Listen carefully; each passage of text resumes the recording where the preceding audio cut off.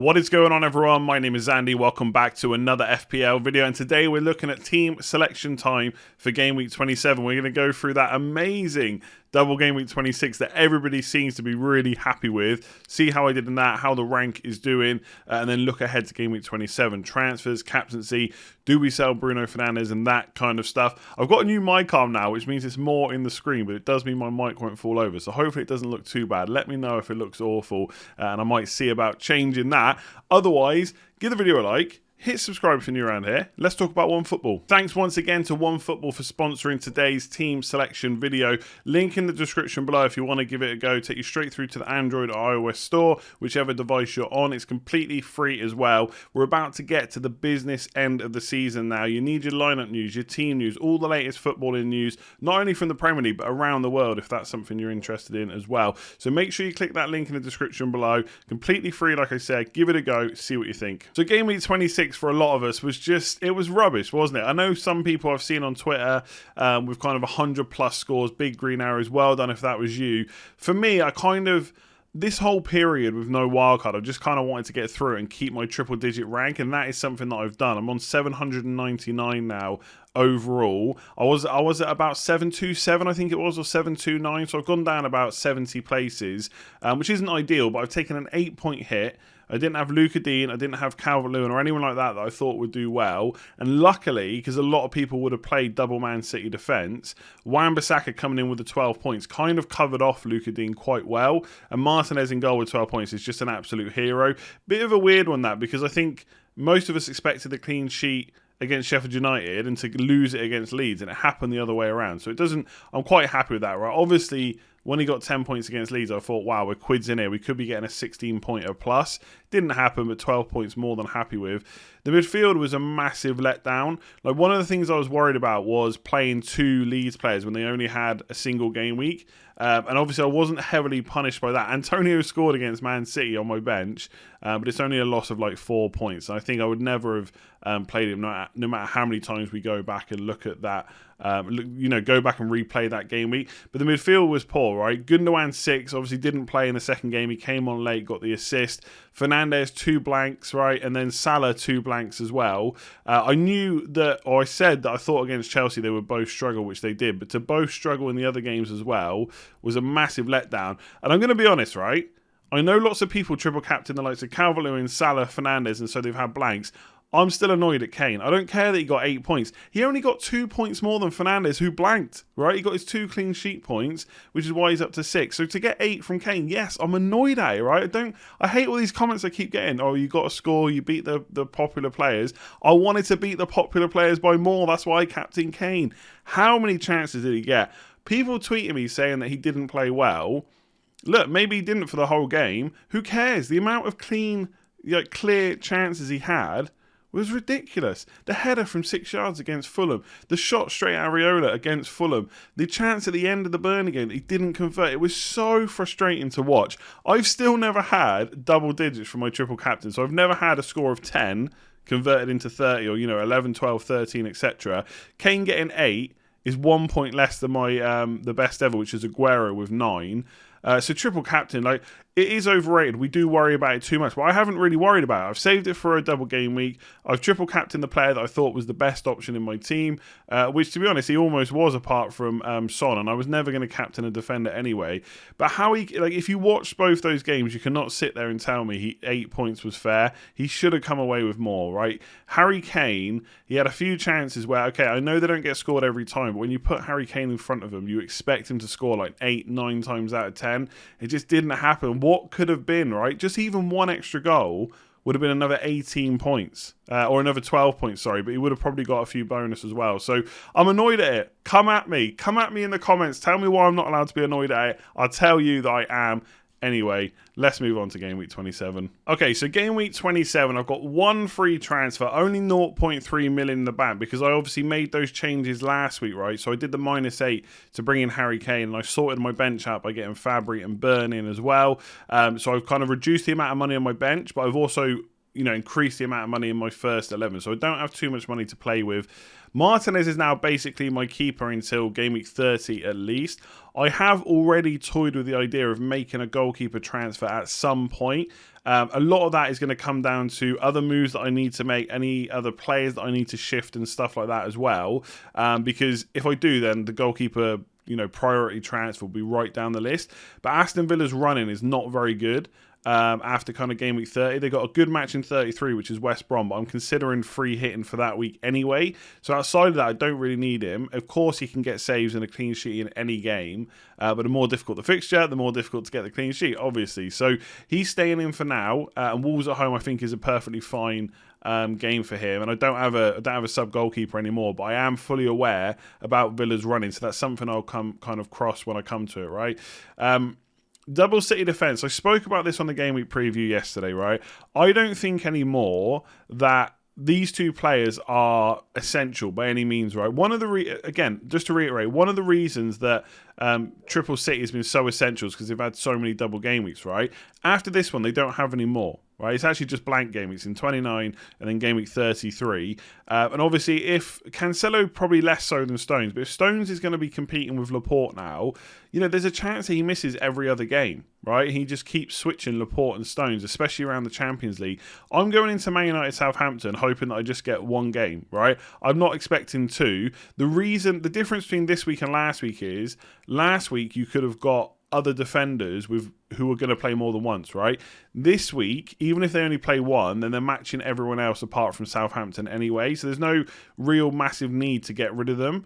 But it is something I'm considering long term because I think Rudiger, I had a few Chelsea fans tweeting me last night saying Christensen's played well, so when Thiago Silva comes back, it might be Rudiger that drops out. I don't see it, to be honest, but you never know. But someone like Rudiger is playing every single minute for cheaper in just as good a defence, right? Yes, Liverpool haven't been great recently. They've not been scoring a huge amount of goals. But one of the reasons they really struggled last night was because Chelsea is so good, right? So that is a move that I'm thinking of making, but it's not really a move that I have to force when they've got a double game week. And of course, there's every chance that Stones could play twice. Maybe Laporte gets the Fulham game. Stones come back into the Champions League. It could just be that Stones gets United, Laporte gets Southampton, Stones gets Fulham, Laporte gets Champions League. We don't know. And to be honest, I'm not going to spend my time trying to worry about Pep Roulette because it's absolutely ridiculous. No one ever gets it right. Cancelo, a bit less so because I think he's obviously competing for two spots. He can play right or left, and he has played a lot of games over a long period of time. I can't remember exactly what it is, but it's something like he's played like the last 20 and 23 or something crazy like that in the league. Maybe not quite that many, but he's played a lot of minutes on both sides, so I'm not as worried about him. And I think Man City defence being so good, I'm certainly not looking to get rid of both of them in any rush, right? And then I've got Dallas against West Ham away. My only other options are Burn at home to Leicester. I'm not sure I trust them there. And Wan-Bissaka away to Man City. I don't trust him at all. So by default, Dallas is in. One of the transfers I'm considering is Wan-Bissaka to Reguilon. Now, I fully know that Reguilon will not start every single game. And going into game week 29, that could be a little bit of a worry that he doesn't start in the blank game week. But he's just missed the last game, and Davis has played instead. So I think that Reguilon will definitely play against Crystal Palace at home, and that looks almost dead cert for a clean sheet, whether Zaha's back or not. So that is a move that I'm considering making for my defence. That would mean benching Dallas, but I don't think that's the end of the world because I can just see West Ham scoring in this game as long as Antonio is fit, which I think he will be. So yeah, that's my defence. I think it's looking pretty good, but on a kind of medium to long-term thinking, like plan, Martinez long-term possibly have to get rid, and Stones maybe more short-term. He's someone I'm thinking of moving out, especially if I want to go to double Man City attack instead. So with midfielders, there's obviously some concerns around Salah and Fernandes, who I'll talk about last. Let's get on to the easy ones first. Son obviously staying, got that game in 29. Really good performance over the double, right? Everyone obviously looking at Gareth Bale because he got 19 points in one game, but he blanked in the second one, and Son still came away with 14 points. Just with 2 assists, I think it was, right? He almost had another assist for Dele Alli last night as well. So don't start writing off Son just yet, right? Bale's good, but I think Son is still the one to own if you had a choice between just the two. Obviously, you could double up. Gundogan I only bought in last week. Obviously, he stays. At the moment, he's my only Man City attacker, so I'm definitely captaining him. I'm not even really considering a single game week option because I think the fact that Gundogan got benched last time means there's a good chance he plays both. Not a guarantee by any stretch, especially with Kevin De Bruyne back now, but I'm going to take that risk. Most of the kind of first choice best team, whatever team you think makes up Pep's first 11, right? Most of the main players, Gundogan, De Bruyne, Cancelo, Stones, I still think is just about first choice. I think they'll all probably start against Man United. You're then just gambling that they also start against Southampton because that is the better fixture. I'm not sitting there saying Man United are going to keep a clean sheet because I don't think that's going to happen. And Gundogan and co could definitely score some goals against that Man United defence. But I still think the Southampton game is the better one, of course. And then, Son's staying. The other two, what do you make of the other two, right? Salah has not been good. His underlying numbers are not actually that bad. I haven't checked them from the Chelsea game. But to be honest, right, what I wouldn't do is make knee-jerk decisions, right? If you weren't thinking of getting rid of Salah before the Chelsea game, why is the Chelsea game changing your mind, right? That was always going to be a difficult game. It's difficult for anyone, right? I know Man City did well against them. They won, 3-1, I think? But I reckon if Man City played them now, it'd be a little bit of a different game. Chelsea's defence has always been good, but right now, it's almost at an elite level under Tuchel, very similar to Man City's defence. So, fine. If you thought about getting rid of Salah anyway, then maybe you still get rid of him. If you weren't, and now the Chelsea game has made you think that you should, I would rethink that. I don't think that's the right way to be thinking about this move. And that is why I'm probably going to keep him. Because I was already thinking about doing it before the Chelsea game. I think watching Spurs against Fulham, Fulham were good, but I do think a couple of better passes from Spurs would have had him in behind that defence. There's a few times when Spurs, they kind of press with a front four, like Ali, Kane, Son and Bale, and they won the ball back quite a bit over the halfway line. They just didn't have that pass to get someone played in. And to be fair, Fulham did recover well. And I'm just wondering if Liverpool could do that better. But don't get me wrong, I know they haven't looked good recently. The fact that Salah was taken off early last night is a little bit of a worry. Klopp has said it basically sounded like it was a tracking back thing. Salah wasn't tracking back enough. Klopp wasn't happy with it, so he brought him off. Salah really wasn't happy that he got brought off. But I just don't see how they rest him against Fulham. Jota came on. So he's a little bit of a concern now because we have seen in the past Klopp rest players, right? So they can play Jota instead. I think, just given how many injuries Liverpool have got, especially in midfield, like with Henderson gone, I know Oxlade-Chamberlain played last night. I wouldn't be surprised to see them deploy the 4-2-4 or 4-2-3-1, whatever you want to call it, but basically have all four attackers on. Firmino, Salah, Mane and Diogo Jota. So potentially now I'm eyeing up Jota as an option. Probably not before Game Week 29, not because I'm worried about just making Game Week 29 transfers, but because the fixture run for Liverpool is much better after Game Week 30. Their run-in for the season is incredible. So I'm actually thinking of a Salah and Jota double-up rather than one or the other. So I think I have to keep him for this Fulham game. Like, I look at my team, and he is not a priority to get rid of for me. I actually thought he looked okay against Chelsea, right? I'm not saying he was brilliant, right? And everyone looked pretty bad in that Liverpool team, but there's no way he was the worst player. If it was just a tracking back thing, fair enough. It certainly wasn't a goal threat thing. He actually looked quite up for it. So I was a little bit surprised at that, but it is what it is. Going forward, Fulham at home, Wolves away. I'm okay keeping him for that, to be honest. Fernandes is another one that I've spoken about quite a bit about removing, and I think I would be quite happy to do it. The thing for me is, if I'm going to do it this week, I want to do it for Kevin De Bruyne. And if I do that, I've got to take a hit. I've got to get rid of John Stones. The key decision for me, right, because I'm not against doing this move at all, because I just think Fernandes is almost guaranteed a blank this week, whereas De Bruyne, you've kind of, again, taken that gamble he plays against Southampton. The main problem with De Bruyne is two things, right, for me. One, if he plays against Man United and Southampton, that's 4 games in a row, possibly 90 minutes. We'll have to wait and see.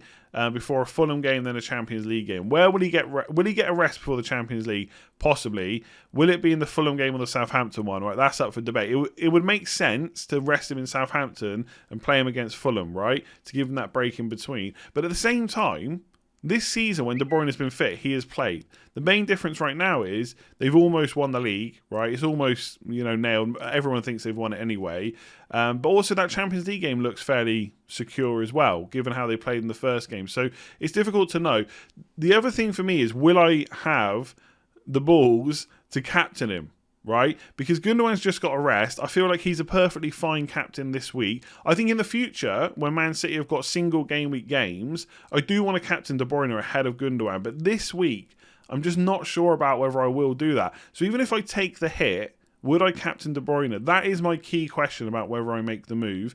If I do it, it's Fernandes to De Bruyne and John Stones to Rudiger, because I think Rudiger long term is just a good pick. I'm not really bothered about bringing in more Game Week 29 players. I already have 8. So I might bring in 1 or 2 more before 29, but I'm not in a panic about doing that. So that is the key decision for me. Will I captain De Bruyne? If I won't, it's a -4 to take out John Stones, who could play twice. It's a risk, but he could. To bring in De Bruyne, who could play twice, but he might not do. And obviously, we know Fernandes is on penalties and stuff like that. I could bench Fernandes and play Rafinha, but I just don't. There is some upside in doing that because Rafinha is lower owned. He's got a better fixture, but Fernandes can just punish at any moment. I just don't see that as a risk that's worth taking, to be honest. So I might just roll. I could just roll, which is very boring. But if Game Week 28 happens to be an Everton versus Villa double, I want to be able to react to that. So I'm keen to get De Bruyne in, but I don't look at my team and think, wow, Fernandes has to go. Like, I don't need to force him out. And then next week, if I decide that maybe Kevin De Bruyne has been rested against Southampton, I might decide that he's the best captain versus Fulham. And then perhaps I just do that move anyway. So I'm still considering it, but the captaincy is what's swaying me. Because if I don't think that De Bruyne is a better captain than Gundogan this week, then it's probably not worth a -4. So that's where my head's at right now. I think long term I possibly will still get rid of Fernandes because Man City got some pretty good fixtures after Game Week 29, especially that Leeds game. I want Kevin De Bruyne captain for that one. I'm just not sure I'm going to do it this week. So forwards is pretty easy this week. Kane's playing Crystal Palace. He's staying till 29, a bit like Son. There is obviously a debate to be had about whether you should captain him over a Man City player, especially if you think that the Man City player might only get Man United and not the Southampton game. But for me, it's just worth the gamble because I think Man City is so good right now. They could quite easily score a couple of goals against United, if not more. And therefore, I definitely just want to take the gamble on the 2 games. It's as simple as that. You can win out by captaining a single game week player, right? It's possible, but I'm always going to go for the double game week captain. So Kane captain for me is not really a conversation. When I do the captaincy video later, I will talk about it and see what the merits are, but I suspect I'll still come out and say Gundogan captain. Antonio against Leeds, I'm really happy with him. He's really low owned. In the top 10k for last week, this might change for this week and go up a little bit, but he's 12.9% owned, and I think people are kind of locked in with their forwards as well. They've got Kane, he plays in 29. They've got Bamford, he plays in 29, so you can't get rid of them. And then a lot of people have got Calvert-Lewin or Watkins. Now, Watkins plays in 29, so you don't want to get rid of him either. And he's got Newcastle, to be fair, soon in Game Week 30, I think it is. No, not Game Week 30. Is it Game Week 28 or something like that? And then Calvert-Lewin, people are worried they might get a double in 28, right? And he's got Burnley at home anyway. So no one wants to get rid of him. So I don't think Antonio's ownership is going to change that much. So to have a 12.9% owned Antonio in the top 10k against Leeds, I'm pretty happy with that. There's a little part of me that thinks it's not actually a good game for him because the one thing Leeds will give you is space to run into, right? And they will give you chances. But with Antonio, when you watch him, there's one thing he's doing, and that is conserving energy and trying to do as few sprints as possible. Now, he still gets into really good positions, and I'm not saying he doesn't run forward or do enough work. Absolutely not. But you can see him when it comes to chasing a ball down, he's always a little bit wary of doing that. And given how Leeds defend, they're going to get back quick. So I don't think that's how he's going to score his goal. He's going to have to hope for the likes of Lingard, Fornals to do the run-in, Bowen, whoever plays, right, to do a bit of the run-in, just to be in the right space, in the box at the right time, which he absolutely can do. He's great at getting into good positions. So I'm happy with him, but I'm interested to see how that game goes from a West Ham point of view. And like I said, Bamford plays in 29. No need to get rid of him. The only slight question is Bamford versus Rafinha, but for me, Bamford's on penalty, so that will always swing it for me. But I'm not completely happy about benching Rafinha, to be honest. So that's the team. The only transfers I'm really considering are Wan-Bissaka to Reguilon, which will give me the triple Spurs. I think it's a guaranteed clean sheet this week, and I can just bench Dallas and get rid of Wan-Bissaka, because long term, I'm not massively worried about having Wan-Bissaka, but I don't, again, need to force the transfer this week. Maybe rolling into 2 transfers next week is better. And then Stones and Fernandes to De Bruyne and Rudiger. I'm really tempted. I think the fact that Stones might only play once means it's a -4 gamble on De Bruyne outscoring Fernandes by 4 points. And I think there's a good chance of that happening this week. And I think going forward, he is just a better option. For now, I can bring Fernandes back, right? And Rudiger's got Everton at home. So I see that as a pretty good fixture given how strong Chelsea defence is. So I'm very tempted. They're the 2 transfers I'm thinking about. Let me know in the comments below what you think. That is it for this one. Thank you very much for watching. If you haven't already checked out OneFootball, link in the description below. Completely free football app. Make sure that you give it a go. If you have enjoyed this video, please do give it a like and hit subscribe if you're new around here. Obviously, leave me a comment below. Let me know what you think about my transfer thoughts. I know a lot of people are thinking about getting rid of Fernandes. Should I take the hit to get Kevin De Bruyne in? Let me know in the description, in the comment section below, I should say. And if you want to check out Patreon, that's in the description. Link below. Thank you to everyone that's already signed up. You're all up on the Legends wall. We've got well over 250 Let's Talk FPL members now. So if you want to give that a go, make sure you check out that link in the description below. And a big shout out to Andy M, who has signed up since the last video. I will leave it there. I have captaincy later on, and then I've got deadline stream tomorrow. So make sure to check them out ahead of the Gameweek 27 deadline. And obviously, I'll have my transfers, captaincy, and stuff like that locked in. Once I make my decisions with transfers as well, I'll have them up on Patreon. That's at the lowest tier, my early team reveal as well. So make sure to check that out. I'll leave it there. Thank you for watching. Have a great day, and I'll see you soon.